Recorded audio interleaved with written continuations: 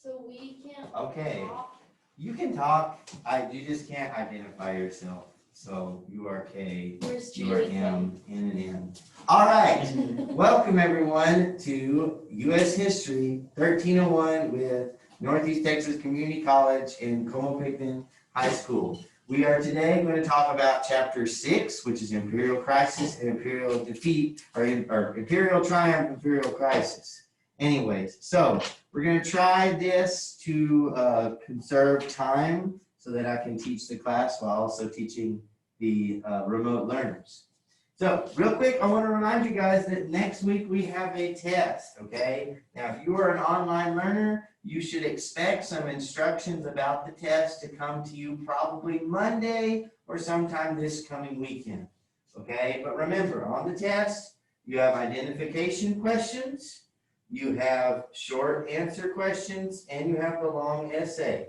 If you have questions about these, please let me know. But I want to talk about the long essay real quick.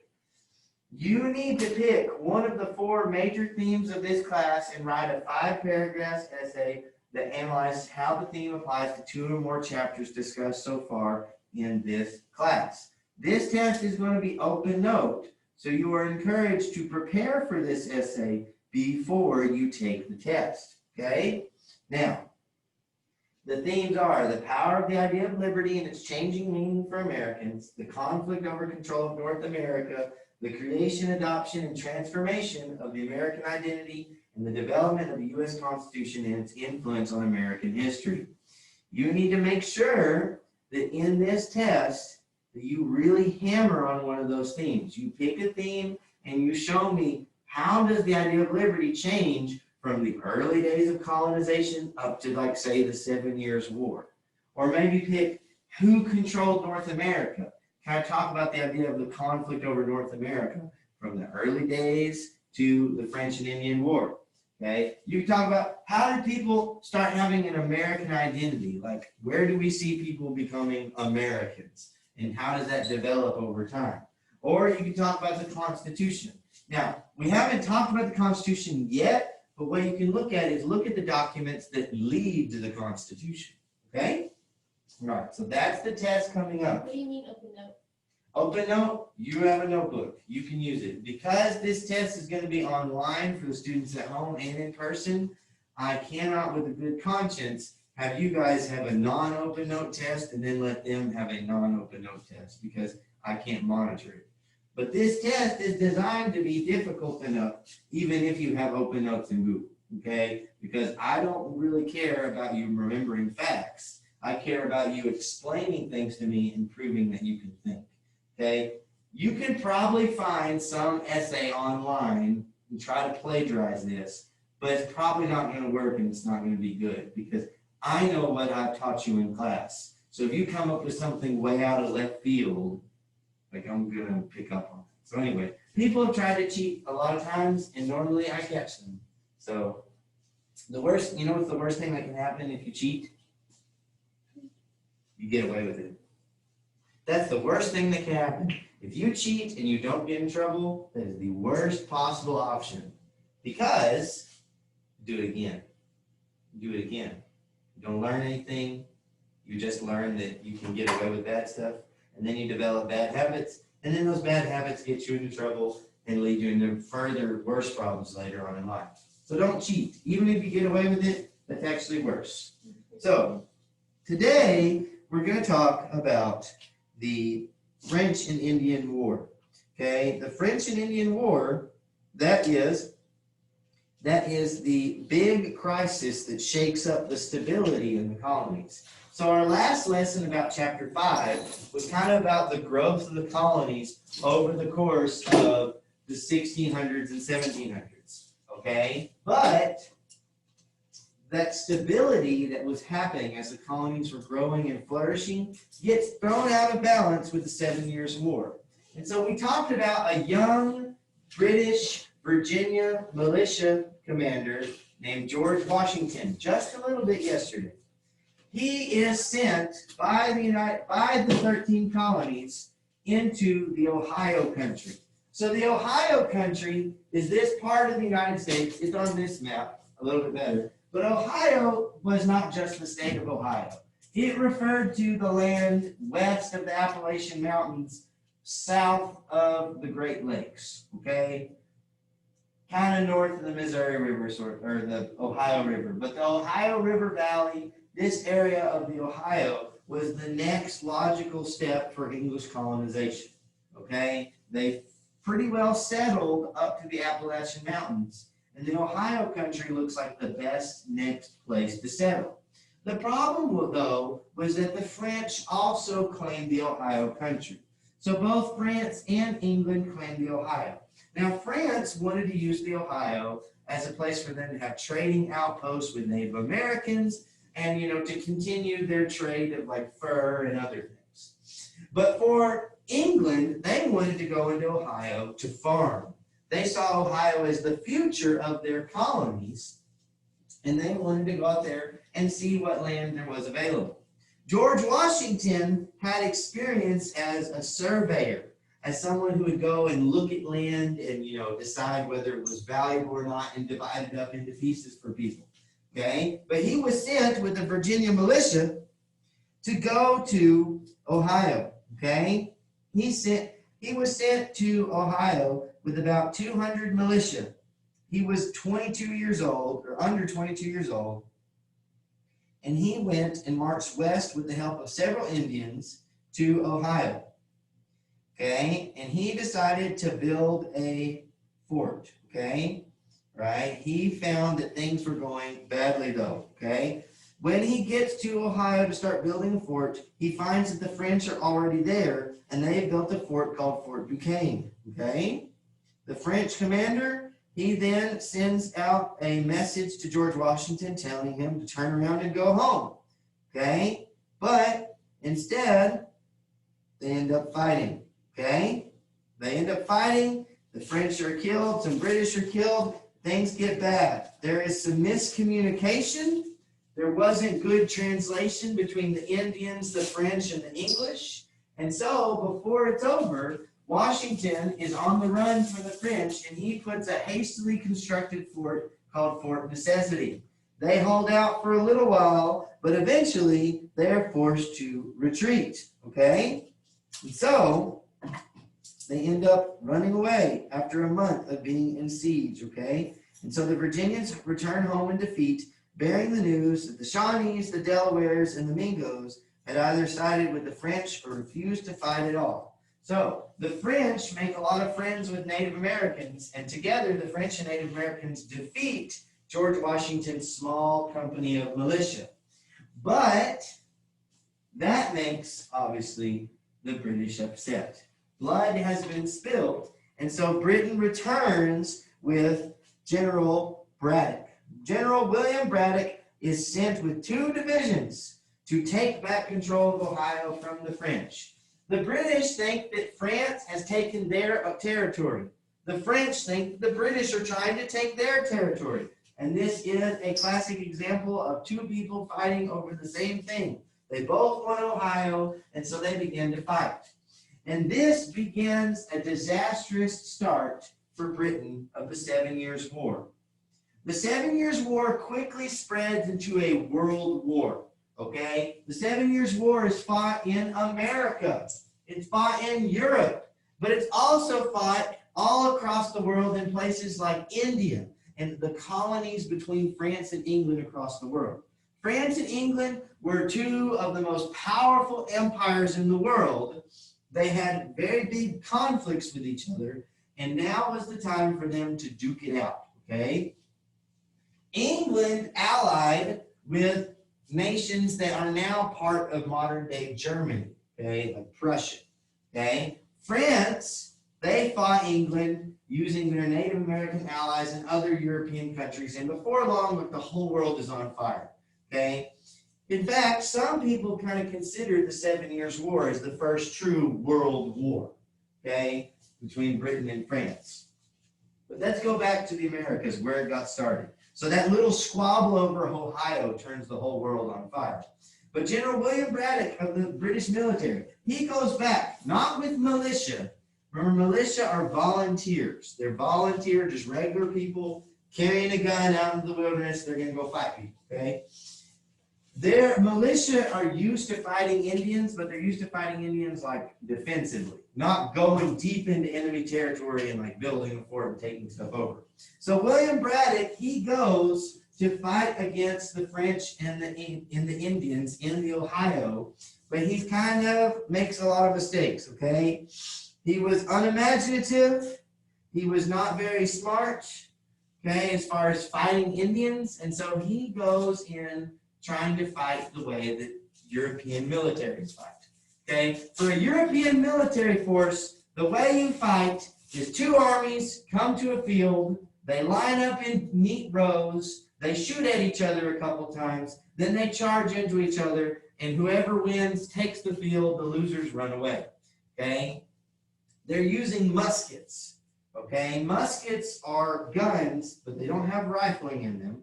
Okay, and they're muzzle loaders. So if you want to load a musket, you have to take the gun, sit it down, pull out the cartridge. You've got black powder, you've got a musket ball. You rip open the cartridge, you pour the black powder into the musket. You then shove the paper down in there with your ramrod. Okay, you put the bullet in, you shove it all in. It can take 30 seconds, it can take up to a minute. If you're really, really fast, you can probably do it in about 30 seconds. Load one bullet, then you raise, you aim, and you fire. And you do it all again. Also, these muskets are not very accurate, okay? If you're about 100 yards from something, you could probably hit maybe a large, 5-foot target or something. It's not very accurate, okay? One person, like a sharpshooter, you have to be pretty close to make your shot, okay? And so what happens is that they bunch together. They line up in nice, neat rows with lots of guns all together. That way, if they all shoot at the same time, they'll probably hit something, okay? So it's not super accurate. You're not going to be able to make, pot shots and, head shots, just off the fly. Okay, this is mass warfare. And what happens is you shoot a couple shots, you take turns getting killed, and then you put your bayonet on your gun and you run and you start stabbing them. Okay? But you start stabbing people, you fight. That's like European warfare. Indians don't fight like that. Okay? All right, the Native Americans, they like to hit and run. They like to pick people off. They like to trap people in the woods. And as General Braddock is marching into the Ohio, he alienates the Native leaders. He's not very good at making friends with Native Americans, and so he doesn't get the help that the French have, because the French are good at making friends with Native Americans. And so General Braddock is marching his soldiers down through the woods. They're in a long column, and they get ambushed, okay? They get ambushed, and French and Indian sharpshooters are hiding behind trees, and they are shooting into the British from all around, and they're completely and totally just surprised. They don't know what to do. General Braddock decides to start yelling around. He starts running his horse, trying to get people into position. He tries to form up a defense, but he ends up getting shot and killed. Okay? Those that survived ran away back to Ohio or back to Virginia, away from Ohio, and this is a disastrous defeat. The first few years of the French and Indian War are a disaster for the English. The Indians, they start attacking English settlements along the frontier, pressing the advantage, harassing them, and causing terror for the people living in the 13 colonies. Okay? At this time, the British colonists, they gathered together with something called the Albany Congress, okay? They try to come up with a plan called the Albany Plan of Union, an idea where maybe they could all unite together and face the common threat of the French. But the Albany Plan of Union doesn't work out. It fizzled out, okay?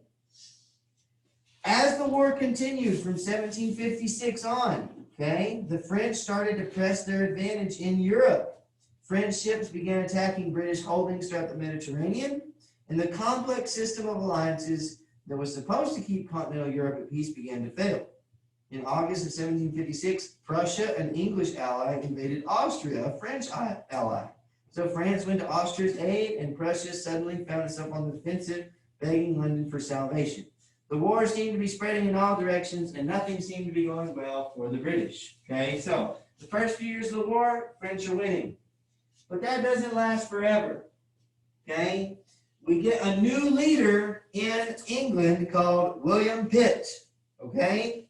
William Pitt becomes he comes out of retirement. He's like an old veteran politician in England. Okay? He's kind of like, I'm too old for this crap, like he comes out, he just wants to go home and live his retired life, but he sees what the mess is going, so he comes back out for one last hurrah, and he says, I'll figure this out. Okay? And so William Pitt,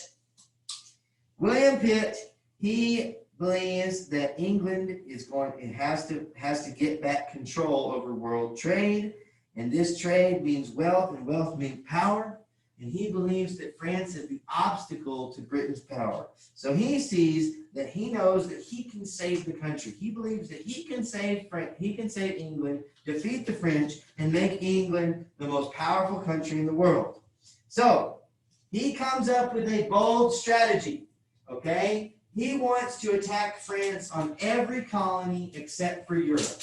He leaves Europe alone, and he basically tells the Prussians, the Germans, he says, you've got to handle France on your own, but we'll fight France everywhere else. You see, Pitt doesn't really care about Europe.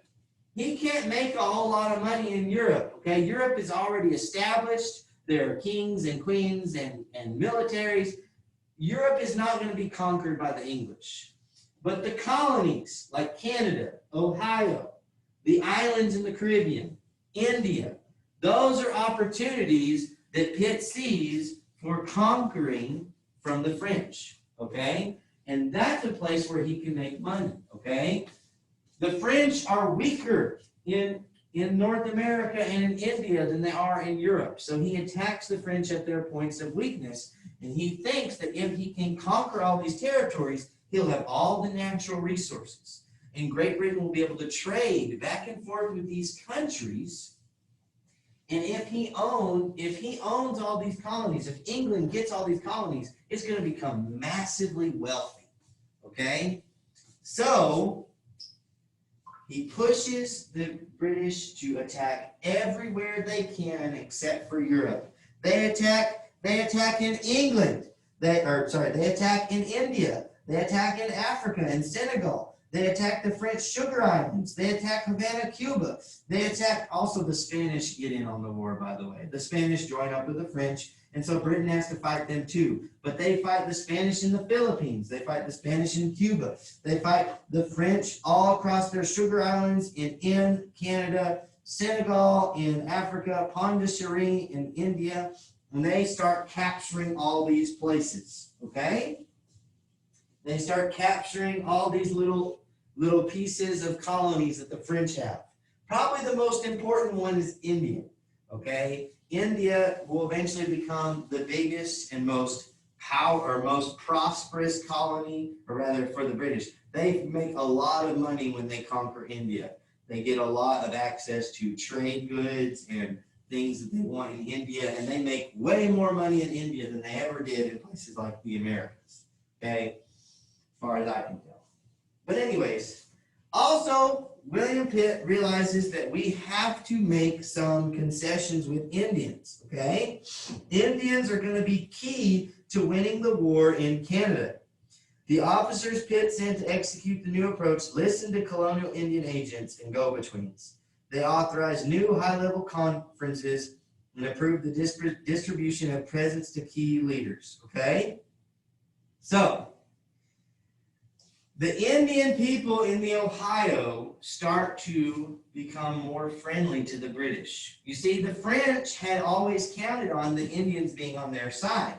But the French had started to, they weren't really going as far as the English were, but the French had started to take advantage of Indians, and some Indians believed that the French did not have their best interests at heart. And so, what they end up doing is that some of the Indian tribes start to side with the British. And you have to remember that the Native American tribes in North America are not all united, okay? there are lots of different people with lots of different languages and religious beliefs and customs and traditions. And so these native groups have their own alliances and enemies. They have their own friendships and they have their own people that they hate. And so it's likely that if, say, one tribe of Indians really likes the French, their enemies might want to join the British to get back at them, okay? And so the British start scoring key Indian allies, okay? They start getting native warriors to join them and help them out in their war efforts, okay? Though French authorities often took Indians more seriously than English counterparts, they too struggled to reconcile cultural difference, okay? And so this is something that the English are able to take advantage of, all right? Now, another thing that William Pitt does is he starts using the Navy. The British Navy at this point in time has become the most powerful Navy in the world, okay? They have more ships, they have more sailors, they have more experience, and they use their Navy to suppress the French, to blockade them from getting supplies, to cut off their supply lines, and they're able to sail across the world, capturing French territories, blocking off their trade to Canada, and this makes the Canadian French soldiers without ammunition and supplies. Okay, so the British Navy, they start pressing their advantage, and they cut off the Canadians, or the French people in Canada, they cut them off of supplies, which makes it harder and harder for them to fight, okay? So, William Pitt's reforms save England, okay?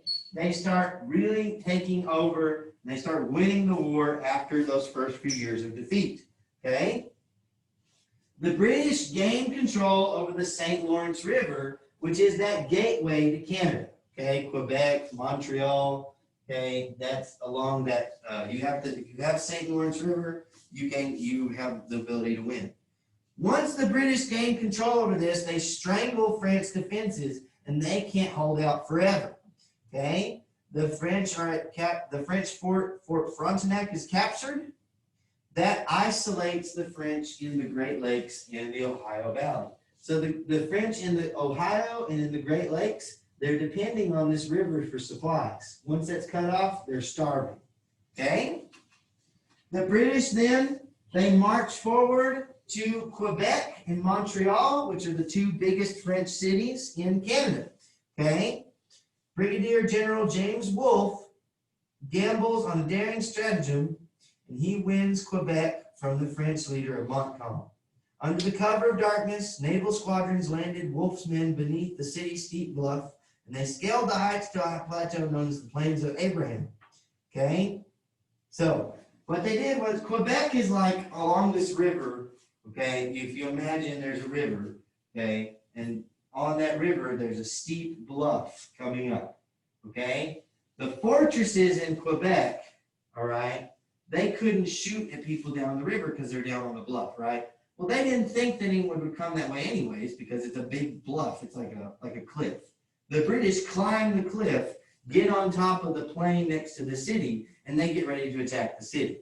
But then the leader of the French, he should have just stayed inside the city and fought from within the city a defensive. But the leader of the French is like, okay, it's go time. Let's fight.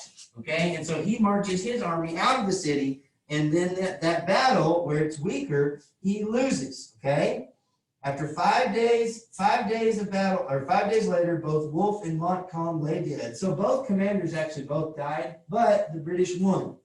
Okay. 1,400 French soldiers had died and 600 British and American troops had died. But Quebec fell to the British, and then a year later, Montreal, the other major city of the French in Canada, is captured as well.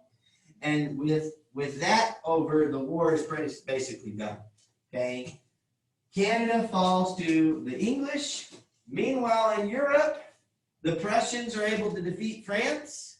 Meanwhile, in India, the French are defeated in India, and basically on every front, the British are able to win, and they capture everything. Now, it's important to remember that Americans participated in this war. There are British soldiers fighting, but they are augmented by a lot of colonials, American colonists, they contribute and fight in this war effort. And a lot of these people fighting in the French and Indian War end up fighting again during the American Revolution. Okay, so like George Washington, who becomes the general of the United States during the American Revolution, he gets a lot of his experience as a military commander from the French and Indian War. And there's a lot of American soldiers that this is kind of like their training ground. Okay, they get trained during this war with the French, and that later translates into them being leaders in the war for independence. Okay. By 1763, France has surrendered, and the negotiations lead to the Treaty of Paris, 1763. This ended the French presence on the continent of North America. So when you talk about the control of North America, after 1763, all of the French territories belong to England. Spain gets Louisiana, but the Ohio Territory, basically everything east of the Mississippi River, plus Canada, becomes British, okay? They control all of it. The British also get stuff in India and across the world. Now, interestingly enough, the French king was able to keep control over Haiti, okay? The French were able to keep control over Haiti and a few of their other sugar islands that they had before the French and Indian War. The French would rather have the little island of Haiti than all this land in Canada and in Ohio, because they could make more money in those islands. That was where their sugar plantations were. That's where they were making tons and tons of money. Now, they were trading for like beaver fur and other little things with the Native Americans, but that was not anywhere near the value of the islands, okay? And so that's what the French wanted to keep in the treaty, and they managed to keep it. All right, so the war ends and we win. Hooray, hooray for England, okay? And so American colonists are like stoked, okay? They fought for the crown. They fought for England. They fought against the French, they fought against the Indians, and now they are ready for their reward. They say, we've been good boys and good girls, and we're ready for our snack, okay? We are ready for our reward. And many colonials are full of pride of being British, and they're optimistic about the future. But most importantly, what they're excited about is Ohio. Is about the land west of the Appalachian Mountains, okay? Like we talked about before, it's getting kind of crowded in the 13 colonies. If you want new land, like we talked about last week, or last lesson, you have to go out to the Appalachian Mountains where it's kind of rough and tumble. But Ohio, that land is nice and fertile, it's wide and open. This is not the hard, difficult life of living in the mountains. These are fertile plains and valleys ready to be farmed. The American colonists are like, yes, I can't wait to go get Ohio. I'm going to start my farm in Ohio. But the British have different ideas, okay? The English resented the Americans' tight-fistedness in supplying the armies, okay? The American colonists, they did help out in the war, but they didn't exactly just throw everything they could in the war effort, okay? And they resented the fact that the British soldiers would want supplies from American farms, okay? And the British have a massive debt because of this war. They spent so much money fielding their armies and fielding their navies and fighting all across the globe that this leaves England to be in massive debt. And they have to figure out some way to pay for the debt. They have to figure out some way to cut costs. It's time to tighten our belts and trim the fat. But also, now England owns all this territory. Now they got to administer it. And one of the most expensive things they have to do is protect the colonists, to protect them from attacks from Native Americans. Because you see, even though the French are gone, the Indians that were allies with the French are still there. And they still have beef with the colonists. And they still want to fight with the colonists. And so the English now have to pay to protect all this. And now the American colonists want to go live in Ohio where all those Indians are that hate them. This is not going to work out well. This could be a big problem. And so the Americans and the English have totally different expectations for what's going to happen.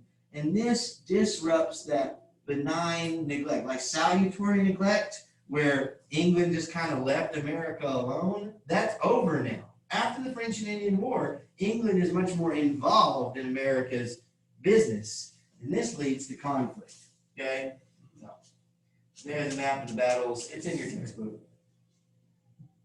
All right, so after the war, okay, after the war ends, we have basically a second war, okay? A second war, but focused mainly on Native Americans. So the French and Indian War, also known as the 7 Years' War, the American colonists fought the French and the Indians. But now, after the war, we have Pontiac's Rebellion, which is just another set of wars with Native Americans, okay? So, Britain had to figure out some way to take care of the colonies while trying to save money. Britain's decision after the war is to leave a standing army of several thousand troops in America after the war to protect the colonies. But in order to pay for this army, they needed taxes. Okay? So, the British believed that since the colonists were benefiting from this standing army, protecting them from the Indians, and because they had benefited from all the things Britain did for them in the war, that it was time for the colonists to start paying their fair share of taxes, which did not work out well for them. Okay? So, we talk about Pontiac's Rebellion. You have to understand that the Native Americans living in the Ohio Territory are not exactly happy about Britain's triumph. Okay? There's great anxiety within Indian communities that had trouble enough to contend with. Many had lost men in the war, crops had been destroyed or had failed, and whole villages and towns had been put to the torch. The British traders, people who wanted to trade, the British try to do kind of the same thing that the French do and trade with the Indians, okay? And now they don't have any French competition. They are now charging more for their goods than they did previously. Now there's no French competitors. The British have a monopoly on trade with the Indians. They start charging more, okay? You start to have lots of colonists trying to move west of the Appalachian Mountains. And this leads to a call for a revival among Indians, a return to old traditions and old ways, to move away from the foreigners and all that influence. And we have a Delaware Indian named Neolin.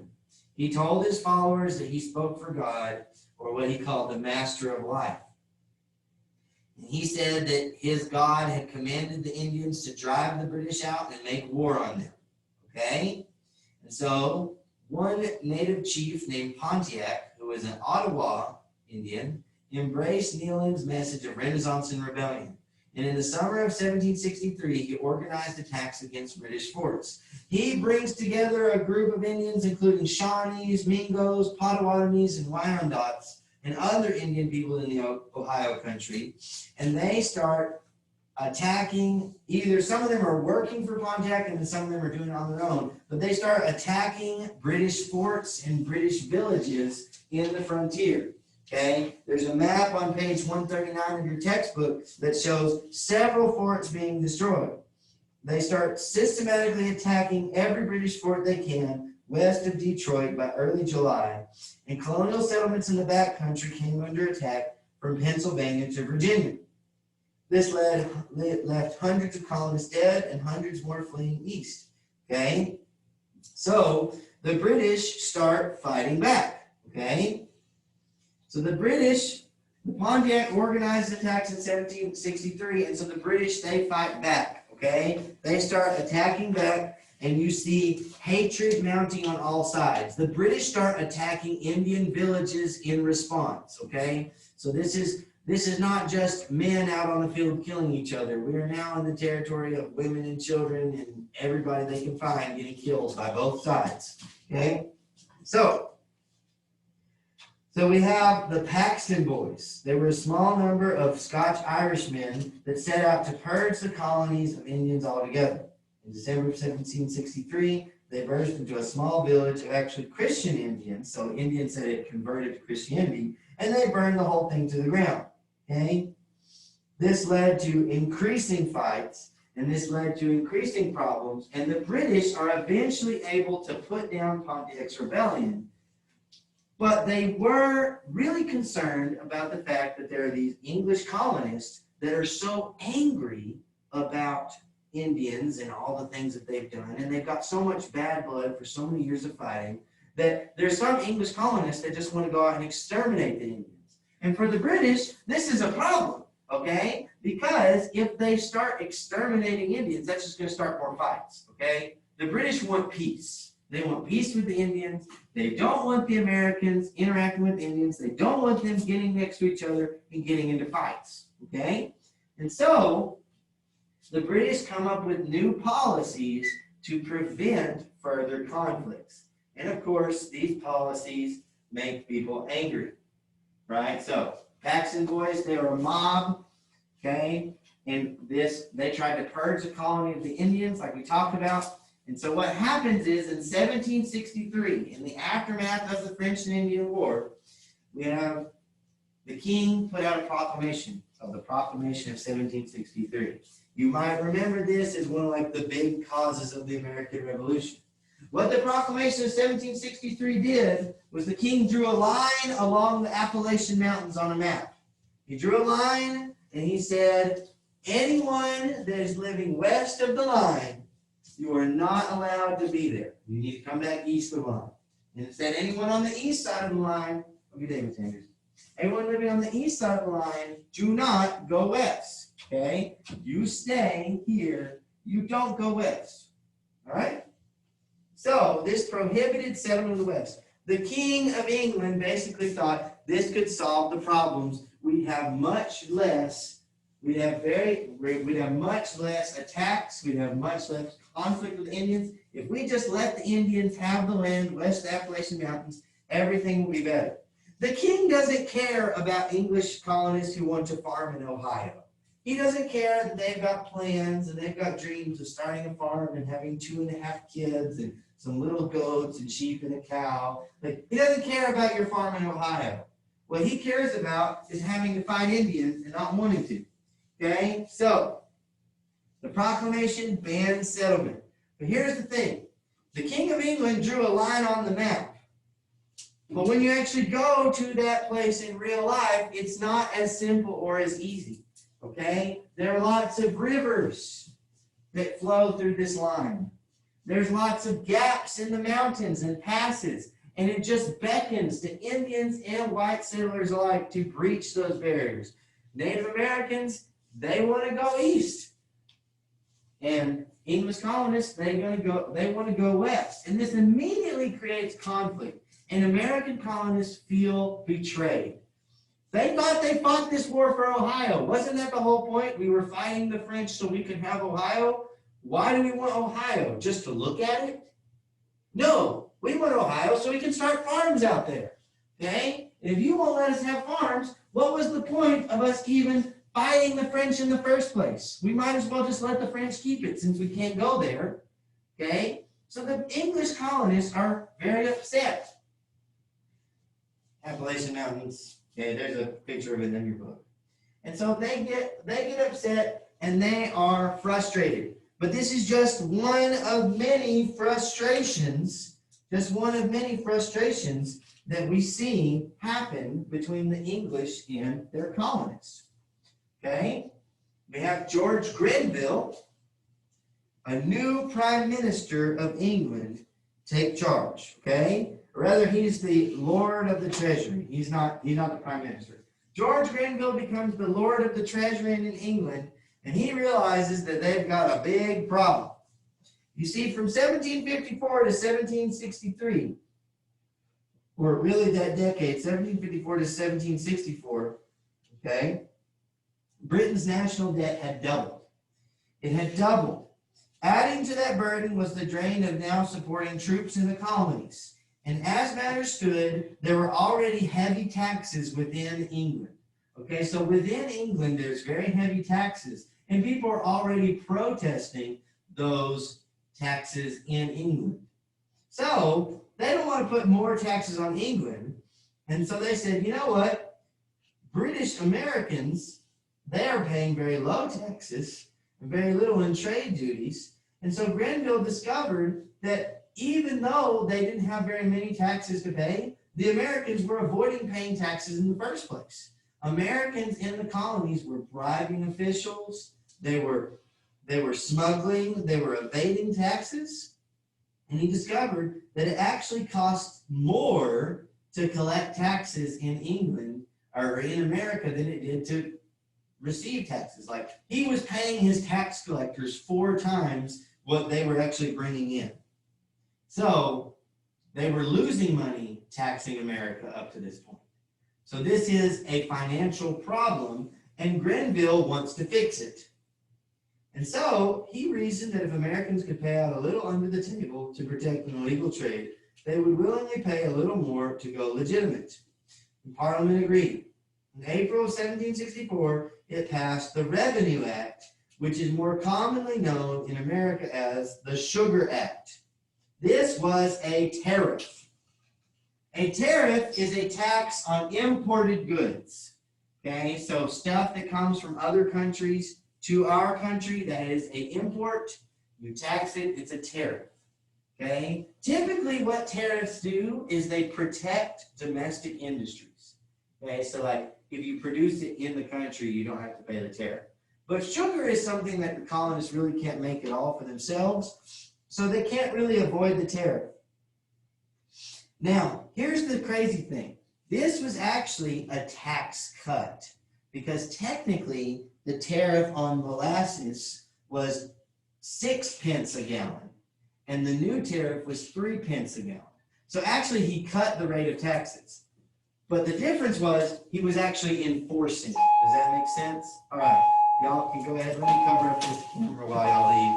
We're going to continue the video while y'all are gone. So I'll just cover this up. Turn this over here. Okay, so those of you that are watching on video, just take a short intermission or coffee break, whatever, and then we'll be going. It should be. That would be crazy if you did. It's okay. I've done this before. It is. I think it is recording, actually. Yeah, we got the red dot. We're good. We're good. I've done. What about Miss Andrews? What do you think about her? She's all right. She's fine. Hey. Okay. It's the children's. I can't have the children's in the video. So, anyway. Children. Yeah. All right, y'all have a good day. You too. Will you close the door behind you? All right. All right. So now that we got rid of them, no, it's fine. Now that we are just going to continue from the desk, let's keep talking about the taxes that the British put on the Americans. Okay, so George Grenville is trying to raise money by actually lowering taxes. So the 3 pence a gallon on molasses is actually cheaper than it was before, but now he's actually enforcing it. And this frustrates the Americans. Then he gets something passed called the Currency Act, which prohibited the colonies from making their own paper money legal tender. That meant that they had to pay their debts and their taxes with British money, okay, which had fallen to less than its face value. Then there was the Quartering Act of so they had to pay it with British money. Don't worry about that other part. Then the Quartering Act of 1765 said that British soldiers within the colonies could rightfully ask American colonists to provide for them for food and shelter with really no fair compensation in exchange, okay? They had to. This was, again, to try to pay for the cost of keeping soldiers. But for Americans, it was very frustrating to have British soldiers show up at your house and eat all your food and stay in your house and live in it, okay? And in fact, this irritated us so much that when we made our Constitution, we have a whole amendment, the Third Amendment, dedicated to preventing the military from quartering soldiers within your house, okay? All right. But probably the most egregious of all was the Stamp Act. The Stamp Act of 1765 put a tax on all legal documents, customs papers, newspapers, almanacs, college diplomas, even playing cards and dice. So if you have paper in the Americas, it has to have a stamp for taxing, okay? So if you violated this tax, if you violated any of these taxes, pretty much you would be subject to be tried without a jury. Okay, so people who violated the tax laws, they would go to a trial and they would not get a jury because they would be tried in admiralty courts. Again, this is something that we did not like in America. We believe that if you're in a trial, you should have a jury convict you of your peers, not just some judge who doesn't care about you or anything. And that is why we have a whole amendment in our Constitution that says that you are entitled to a trial by jury. I believe that's the 6th Amendment. And the 7th Amendment both guarantee the right for you to have a trial by jury in, I believe, both criminal and civil court. So we did not like this, okay? Every packet vote from London brought news of Parliament passing another of Grenville's measures, dampened the post-war optimism in America. For all the differences between the colonies and England, Americans still held much in common with the English, especially the idea about the government and the British Constitution, the British customs, and their history. They believed that they had rights as English citizens, and they believed that their rights were being trampled on. You see, Americans had no representation in the Parliament that was passing the taxes. The taxes were being put on the Americans without their consent. Now, to be clear, the Americans paid taxes, but they paid taxes to their colonial governments where they had representation in the colonial assemblies. They did not have representation in Parliament, and this makes people upset, okay? A lot of the ideas of colonial resistance come from a philosopher named John Locke. Okay, John Locke was an Enlightenment philosopher who believed in the idea of property and liberty. He believed that the function of government was to protect the rights of people, specifically their rights to life, liberty, and property. You see, John Locke believes that you have the right to live your life, you have the right to do what you want to do, and you have the right to work and to reap the benefits of your work.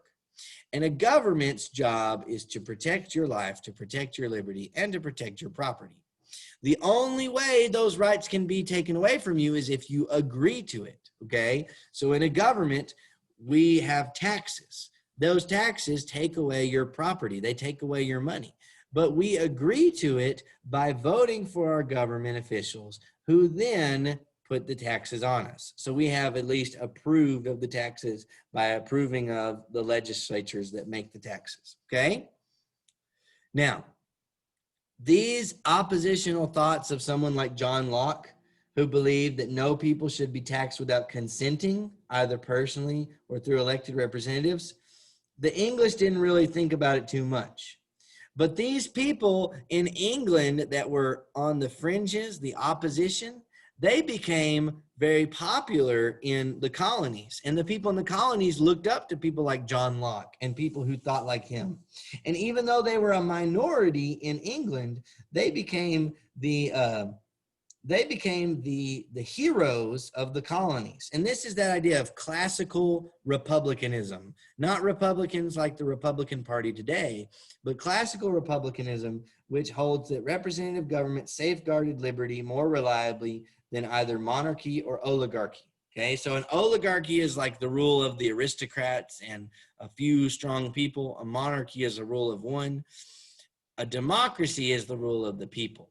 And so a representative government, a republic, that, according to the opposition leaders, is better than a monarchy. And this is something that the English colonists really dig this idea. They love it. At the same time, there is a recession economically in England, and this also affects the colonial merchants, okay? So all throughout the colonies, they are going through economic tough times. The boom in trade, thanks to the French and Indian War, is over. People are now trying to tighten the belt. And so things are becoming more and more difficult for people in the colonies, and they're getting frustrated. They are being taxed without their consent, and they don't like it. They're not allowed to settle west of the Appalachian Mountains, and they don't like it. They don't like all these new things that the English are doing. The English had left them alone for hundreds of years. That's that salutary neglect. Whenever that salutary neglect went away, the American colonists were getting upset. So you start to see riots, okay? There's an unprecedented assertion. Okay, the Stamp Act served notice that Parliament claimed the authority to tax the colonies. The Stamp Act and all these other acts from the Parliament, they were basically saying, we don't care, colonists, you have to pay these taxes. We can put these taxes on you and you can't do anything about it. And so the Americans didn't like that. And they colonial assemblies in 1765 started passing resolves against the authority of Parliament. Basically, a resolution is just like a strongly worded statement. Parliament says, England, your Parliament has no authority to tax us because we have no representation with you. Okay? One of the leaders of these earlier outspoken, enemies of taxation from Parliament is this guy named Patrick Henry.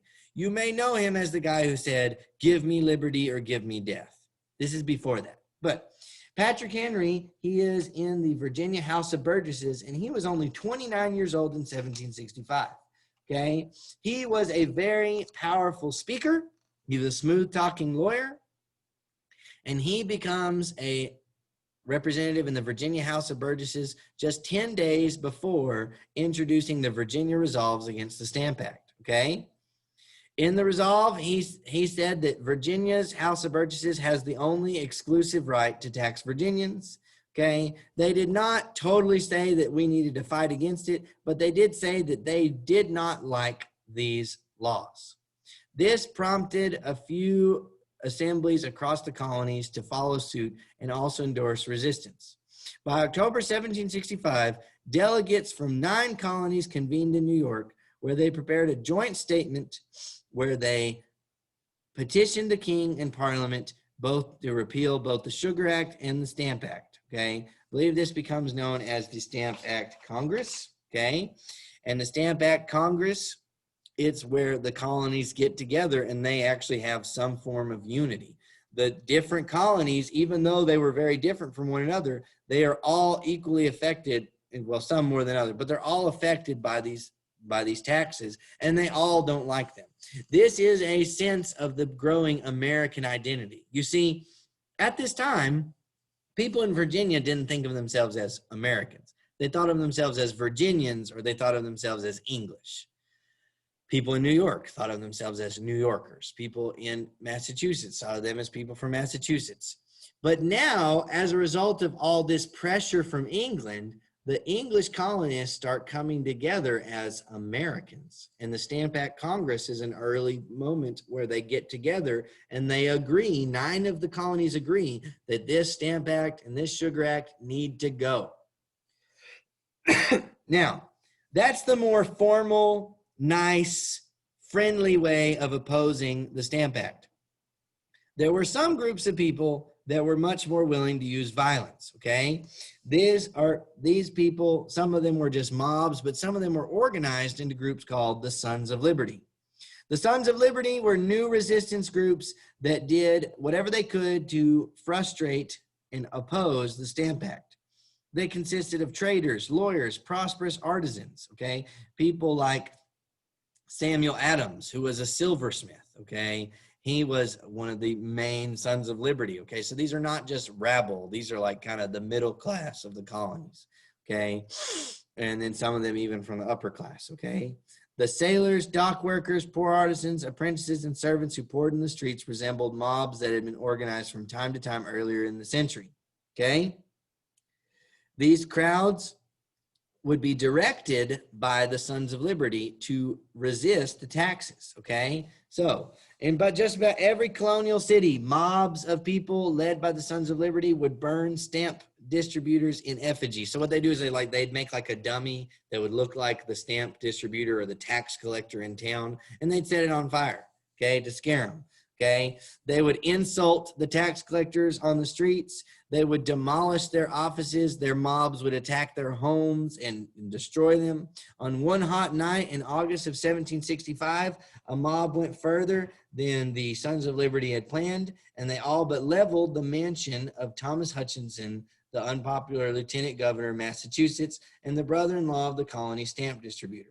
Okay, now, these resistances got stronger and stronger. Probably the worst thing that could happen to you, if you were a stamp collector or a tax collector in the colonies, it was a dangerous job. You better make sure that you're not alone by yourself with the crowd, because it was very common to do something called tarring and feathering.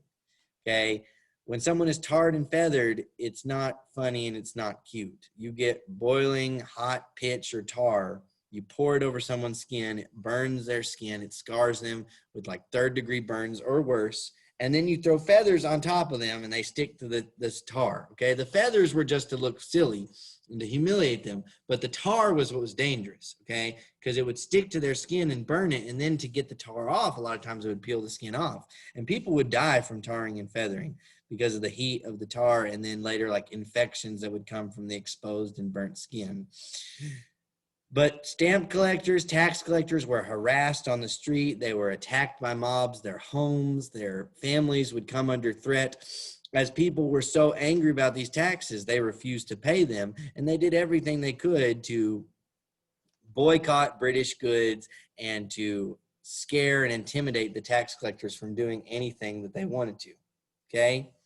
Now, the Stamp Act does not get successfully enforced, okay? Just about every tax collector fails to get really any money, okay? And so, the man who actually saves the American colonists from the Stamp Act is the King of England, George III, okay? Our book says the young king was a good man, industrious and devoted to the empire, but he was also immature and not particularly bright, okay? Insecurity made him an irksome master, and he ran through ministers rapidly. So King George III, he would just hire and fire people, left and right. And so George Grenville is replaced with the new minister, the Marquis of Rockingham. And Rockingham didn't like the Stamp Act at all, so he got rid of it, okay?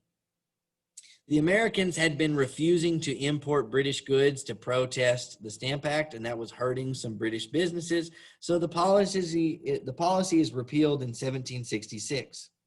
But the British don't give up their right to tax. The British get rid of the Stamp Act, but they don't say sorry, okay? They say, we don't want the Stamp Act anymore. They don't admit that the colonists were right, and this is an important distinction.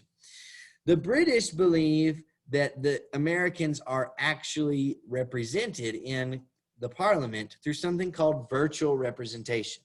The idea of virtual representation says that all the members of parliament should all act with the best interest of the whole empire in mind. So even though the colonists don't get to vote directly for their parliament representatives, a parliament representative from London should not make a decision just for London. They should make a decision for everyone in the empire, okay? Now, the Americans, they said, that's baloney, okay? If you're from England and the people voting for you are from England, you're not going to care about the people from America.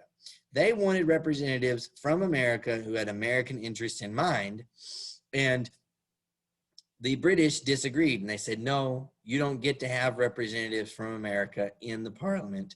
The parliament's just for England. Sorry, you can't have that.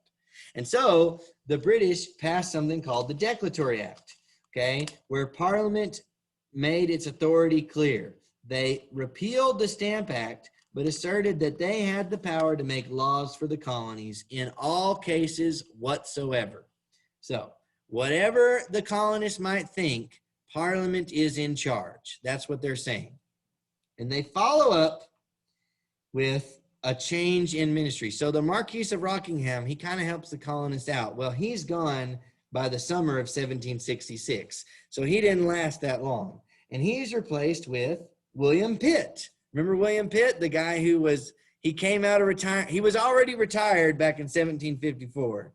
He came out of retirement to help the British win the 7 Years' War. goes back into retirement, but now the colonists are being, disruptive and they're not paying their taxes. So he gets brought back out of retirement one more time to fix the problem again. So he's again saying, I'm too old for this. But William Pitt, he believes that the Americans are the sons of England, and they had been William Pitt is not against America. In fact, he actually wants to help the Americans out. But then he gets sick, okay? His health collapses, and a new guy comes in charge, Charles Townshend, who's the Chancellor of the Exchequer, who wished only to raise more revenue, okay? So it seems like the colonists are going to get a break when William Pitt takes over, and William Pitt wants to be friendlier to the Americans, but his health fails. Again, he was kind of an old guy, and so Charles Townshend comes in charge, and Townshend does not like the Americans, or rather, he likes money more than he likes the Americans. And so he convinces Parliament to pass taxes on lead, paint, paper, glass, and tea imported from England, okay? He wanted to use the revenue to pay royal officials directly instead of letting the colonies pay for royal officials, which would make them more loyal to the crown instead of the colonies, okay? And this led to colonists losing their leverage over these officials, okay?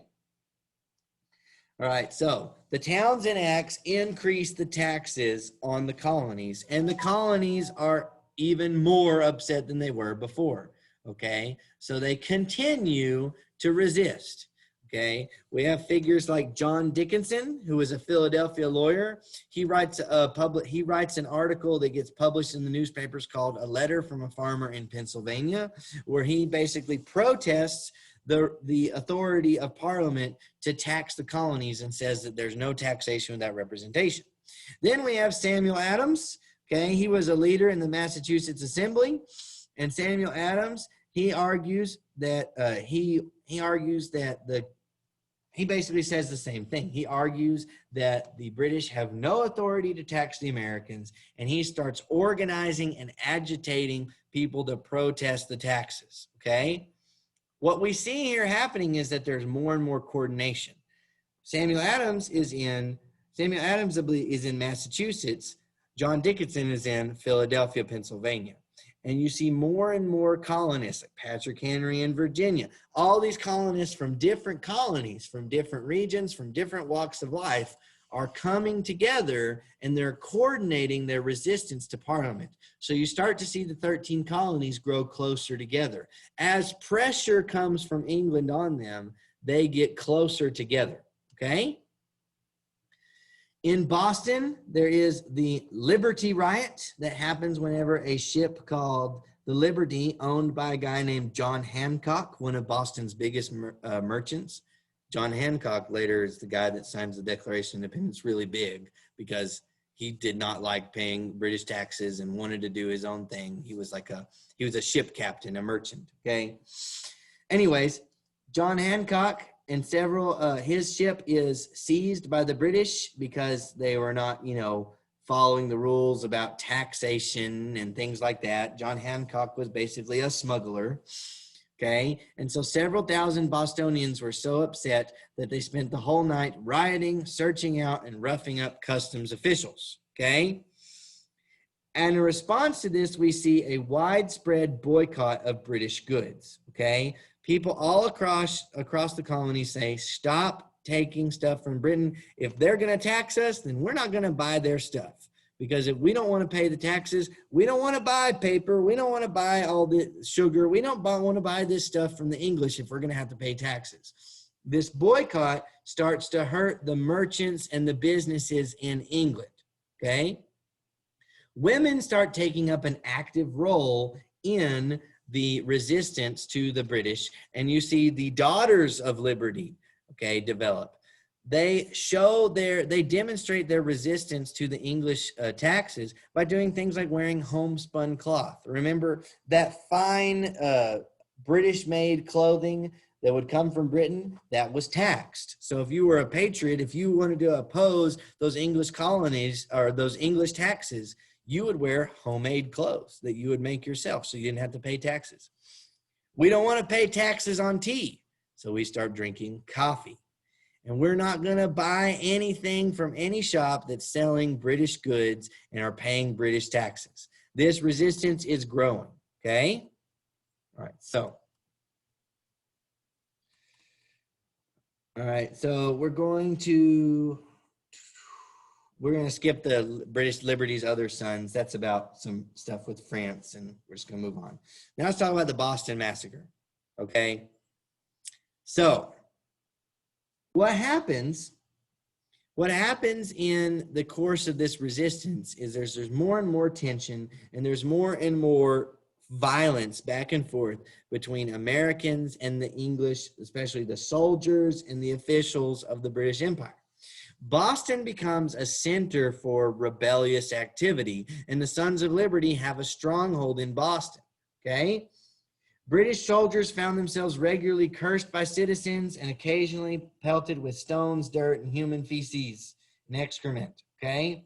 The British regulars were particularly unpopular among Boston's laboring classes because they competed with them for jobs, often moonlighting after they were on duty for lower wages than what was paid to the locals.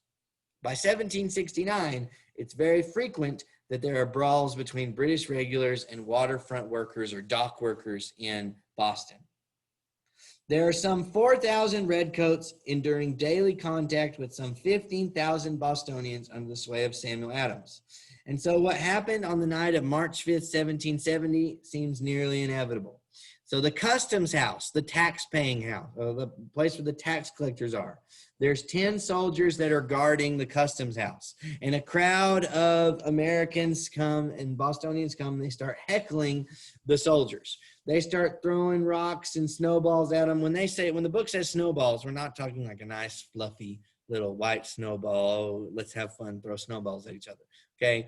These were like a hard, rocky, icy, sometimes sticking rocks in them snowballs, okay? This was, not a friendly game of a snowball fight. They were harassing them. They were attacking them. And finally, the redcoats panic and they start shooting back, okay? They hit 11 rioters and they end up killing 5 of them, okay? Now, when these 5 are killed, they're killed by the British soldiers. This outrages the people of Boston. They call this the Boston Massacre, okay? Samuel Adams creates propaganda, seizing on the incident, labeling it as the Boston Massacre, and publishing the atrocity throughout the colonies, okay? So all the other colonies, they hear about the atrocity. The British are killing us now. They're so awful. They're so evil. All right? So things are becoming unstable, okay? All right? Townshend, now, lots of people are wanting the taxes to be repealed, but Townshend doesn't want to do it. But then in 1770, Townshend dies, okay? He unexpectedly dies, and his successor, Lord North, takes over, and he convinces Parliament to get rid of all of the duties except for the one on tea, okay? Basically, Lord North says, this is not worth the trouble. We're spending way too much money. We're fighting. This is just a big problem. And let's just get rid of these taxes.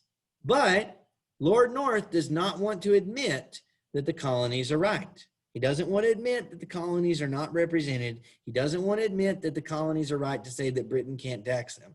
So Lord North says, we're going to keep the tax on tea. We're going to keep the tax on tea as a symbol of British authority.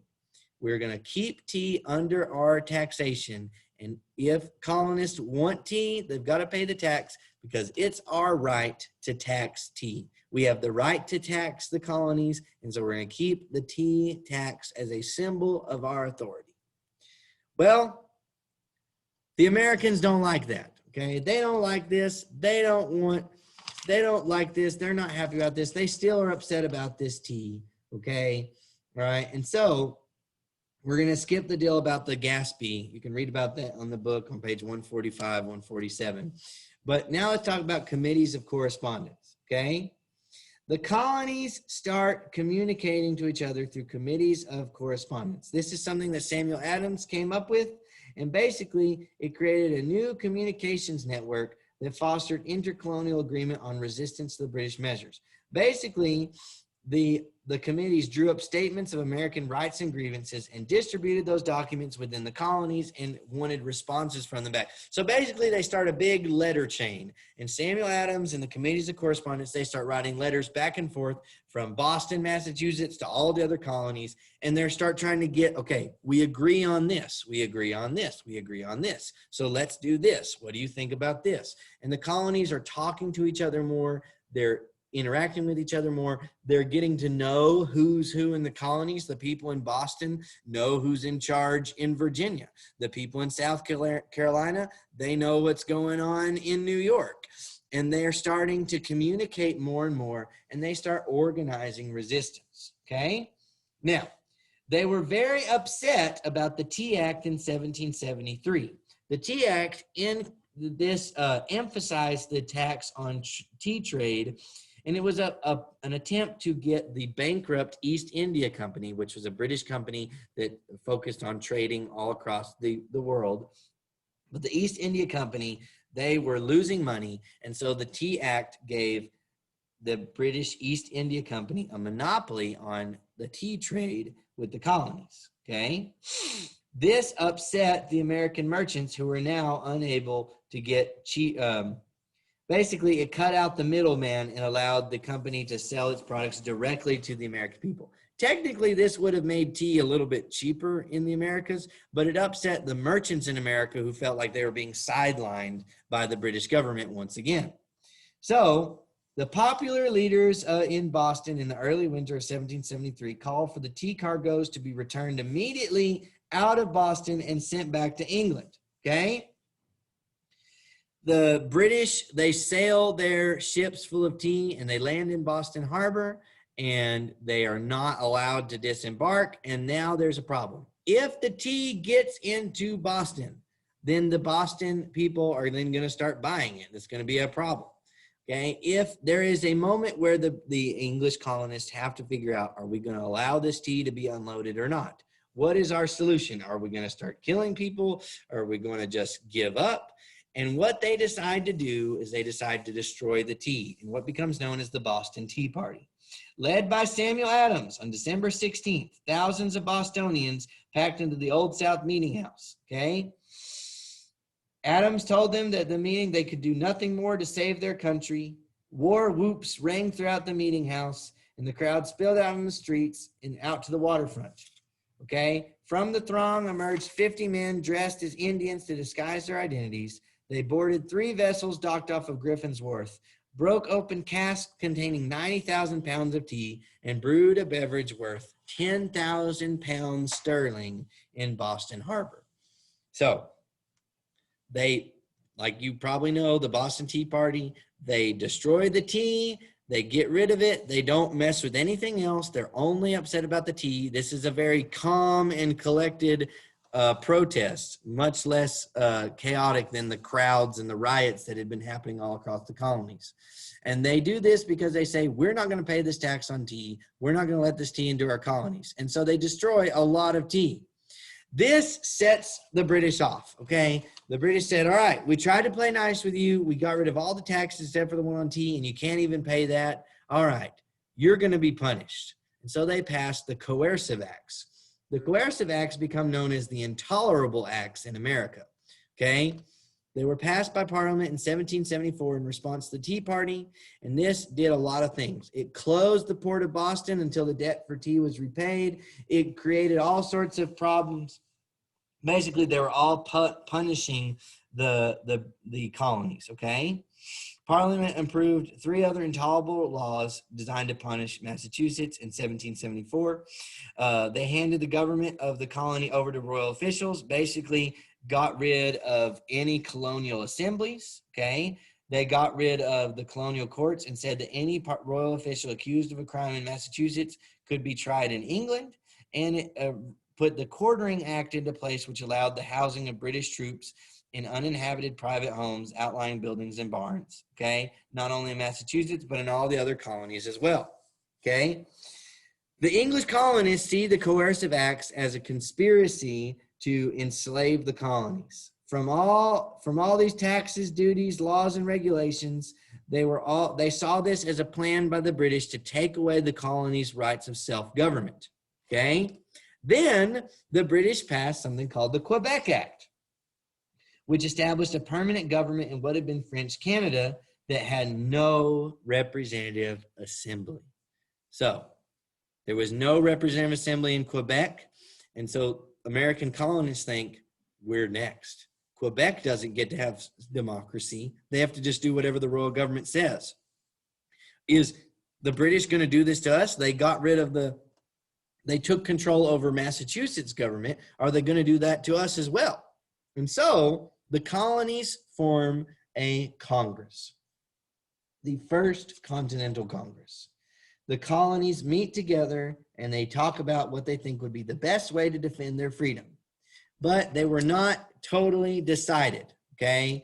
The first Continental Congress does not fix all the problems. They don't get everything done, okay? Right? What they instead do is they chart a middle course. They adopt a Declaration of Rights and Grievances that they send this to Congress, and they basically say, hey, we have the right to tax and legislate for ourselves, okay? They wanted to limit Parliament's power, okay? Now, they did not outright want to go to war or to have independence at this point. Right now, they still want to make things work, okay? Joseph Galloway comes up with a plan of union with Britain, where he thought that maybe there could be a Grand Council of the Colonies that could have laws that could be reviewed and vetoed by Parliament. So he tried to come up with some sort of moderate plan where there's shared government between Parliament and the colonies, but this is rejected, okay? Instead, the Congress decides to create something called the Continental Association, which was an agreement among all the colonies that they would stop trading with Britain until the coercive acts were repealed. They agreed that their fellow citizens would immediately stop drinking East India Company tea, and that by December 1st, 1774, merchants would no longer import any goods of any sort from England until the coercive acts are repealed. Okay? Now, this made a lot of people happy, but Samuel Adams and the more radicals, they wanted more bolder options. Okay. Oh, Paul Revere was the silversmith. I'm sorry. Samuel Adams was not the silversmith. That's my mistake. Paul Revere was the silversmith. I apologize. Okay. Paul Revere, he is a silversmith. He had been working with John Adams, and he started bringing up resolves drawn up by Bostonians and others in Suffolk County. The Suffolk Resolves branded the coercive acts as unconstitutional and called for civil disobedience to protest them. Okay, so the first Continental Congress calls for protest, they call for boycotts, but they do not want war. But war is coming. Okay, things are getting worse and worse. The Boston port is closed. The British are occupying the city of Boston, and Thomas Gage is the general over the British military in Massachusetts, and he is seeing the authority of the British government crumble before his eyes, okay? Every day it seems like the British are ticking off more Americans, and every day the Americans are more willing to fight, okay? All right? He tries to fortify Massachusetts and tries to stop the rebels, but it doesn't work, okay? On June 1774, Gage dissolves the Massachusetts legislature. He says, you are no longer a legislature. He sends them all home. But they then decide, okay, well, we're just going to start our own legislature. So the royal legislature becomes the provincial legislature, and they start their own sort of provincial Congress where they say, okay, that guy in Massachusetts, Thomas Gage, he says he's in charge of Massachusetts. No. We're in charge of Massachusetts. We're the people of Massachusetts. We start our own Congress of Massachusetts. And so they create essentially a revolutionary government. Okay. And outside of Boston, royal authority fared no better. Okay. You start to see throughout all the colonies a similar process. During the winter and early spring of 1775, provincial congresses, county conventions, and local committees of inspection were emerging as revolutionary governments. They start replacing royal authority at every level, and they start just totally ignoring all the British laws, and the colonial government say, we're going to do what we want to when we want to, okay? And this leads to the fateful day in April of 1775. You see, the British are preparing to disarm parts of the, rebellious Massachusetts people, okay? And they march out of Boston on the night of April 18th, 1775. Paul Revere sees them coming, and he rides out throughout the countryside yelling, "The British are coming, the British are coming." And then the local Massachusetts militia, known as the Minutemen, because they were supposed to be ready to fight in 1 minute, they gather together on Lexington Green to oppose the British and their force of occupation. The British are headed towards Concord to capture the cannons and the weapons that the Americans have, and they're stopped at Lexington. And on that green field in the middle of Lexington, the American Minutemen face off against the British regulars, and someone shoots a shot. Who shoots it first? Was it the British? Was it the Americans? Nobody knows. But that shot leads to another shot, and the Americans and the British shoot at each other. People die, and at that moment, the war begins. This is also known as the shot heard around the world. The Americans have had enough, and they're going to fight, okay? And the British, they've had enough, and they're ready to fight. The British, they defeat the Lexington militia very quickly, and they scatter. But this slows them down long enough that when they get to Concord, the Concord militia has gotten rid of the cannons and hid them, and so the British don't get their prize. They retreat back to Boston, but along the way, the American militia are sniping them from the edges of the trail constantly. Before it's over, we have dozens and dozens of redcoats that are killed, okay?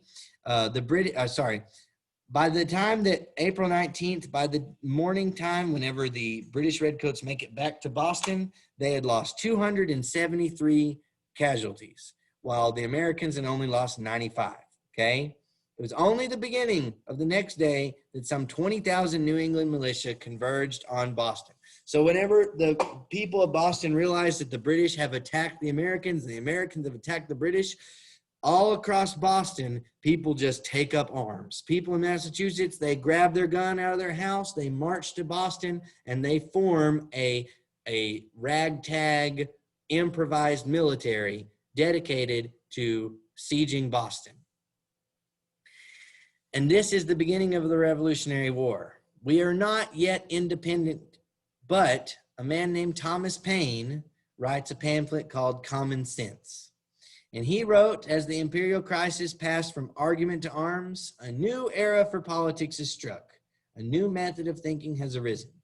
Paine says that it is common sense for the Americans to leave the British Empire. He says monarchy is bad. We need to have a republic. And he believes that the colonies should become independent, okay? And with this, we have the beginning of the American Revolution, which we're going to talk about in another video. So that's the plan anyways. Thank you for paying attention. Thank you for watching. Thank you for bearing with us as we tried this new way of recording a video. Please make sure that you're studying for your test. Be looking for an email from me about instructions to take the test. And I hope to see you all very soon.